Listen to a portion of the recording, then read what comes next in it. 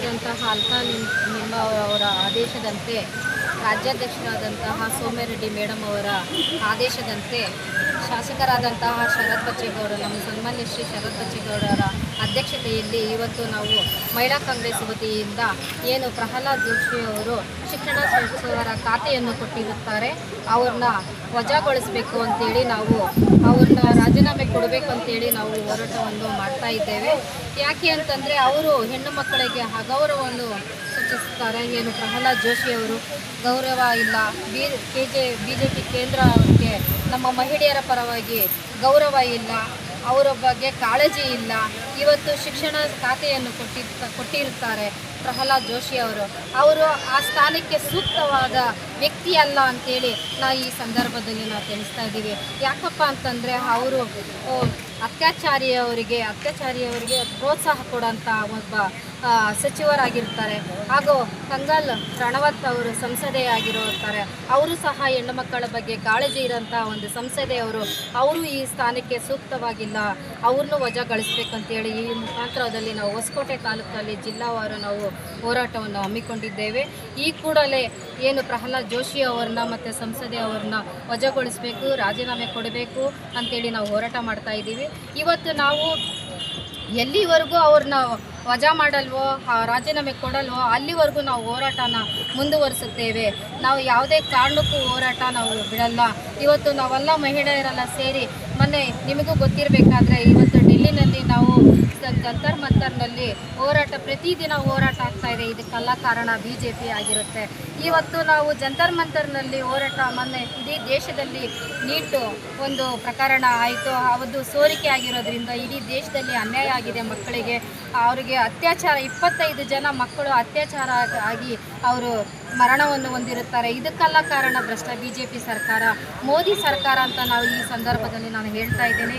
ಈ ಒಂದು ಸರ್ಕಾರಕ್ಕೆ ನಾವು ಚೀಮಾರಿ ಹಾಕೋದ್ರಲ್ಲಿ ನಾವು ತಪ್ಪೇನಿಲ್ಲ.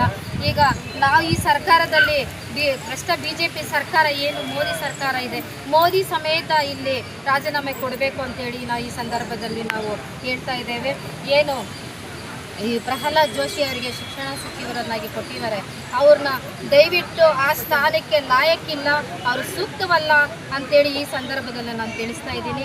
ಧಿಕ್ಕಾರ ಧಿಕ್ಕಾರ ಬಿಜೆಪಿಗೆ, ಧಿಕ್ಕಾರ ಧಿಕ್ಕಾರ ಧಿಕ್ಕಾರ ಬಿಜೆಪಿಗೆ, ಧಿಕ್ಕಾರ ಭ್ರಷ್ಟ BJP ಸರ್ಕಾರಕ್ಕೆ, ಧಿಕ್ಕಾರ ಧಿಕ್ಕಾರ ಭ್ರಷ್ಟ BJP ಸರ್ಕಾರಕ್ಕೆ, ಧಿಕ್ಕಾರ ಧಿಕ್ಕಾರ ಪ್ರಹ್ಲಾದ್ ಜೋಶಿಗೆ, ಧಿಕ್ಕಾರ ಧಿಕ್ಕಾರ ಪ್ರಹ್ಲಾದ್ ಜೋಶಿಗೆ, ಧಿಕ್ಕಾರ ಧಿಕ್ಕಾರ ಪ್ರಹ್ಲಾದ್ ಜೋಶಿಗೆ, ಧಿಕ್ಕಾರ ಧಿಕ್ಕಾರ ಕಂಗಲ್ ರಣವತ್ ಸಂಸದೆಗೆ, ಧಿಕ್ಕಾರ ಧಿಕ್ಕಾರ ಕಂಗಲ್ ರಣವತ್ ಸಂಸದೆಗೆ, ಧಿಕ್ಕಾರ ಧಿಕ್ಕಾರ ಭ್ರಷ್ಟ BJP ಸರ್ಕಾರಕ್ಕೆ, ಧಿಕ್ಕಾರ ಧಿಕ್ಕಾರ ಭ್ರಷ್ಟ BJP ಸರ್ಕಾರಕ್ಕೆ, ಧಿಕ್ಕಾರ ಧಿಕ್ಕಾರ ಅವರು ಈ ಕೂಡಲೇ ವಜಾ ಮಾಡಿ ರಾಜೀನಾಮೆ ಕೊಟ್ಟಿಲ್ಲ ಅಂದ್ರೆ ನಾವು ಪ್ರತಿದಿನ ನಾವು ಹೋರಾಟವನ್ನು ಮಾಡುತ್ತೇವೆ, ಮುಂದುವರಿಸುತ್ತೇವೆ ಎಂದು ಈ ಮೂಲಕ ನಾವು ತಿಳಿಸ್ತಾ ಇದ್ದೀವಿ. ಖಂಡಿತ BJPಗೆ ಧಿಕ್ಕಾರ, ಧಿಕ್ಕಾರ ಧಿಕ್ಕಾರ BJPಗೆ ಧಿಕ್ಕಾರ ಭ್ರಷ್ಟ BJP ಸರ್ಕಾರಕ್ಕೆ, ಧಿಕ್ಕಾರ ಧಿಕ್ಕಾರ ಭ್ರಷ್ಟ BJP ಸರ್ಕಾರಕ್ಕೆ, ಧಿಕ್ಕಾರ ಧಿಕ್ಕಾರ ಸಂವಿಧಾನ ವಿರೋಧಿ BJP ಸರ್ಕಾರಕ್ಕೆ,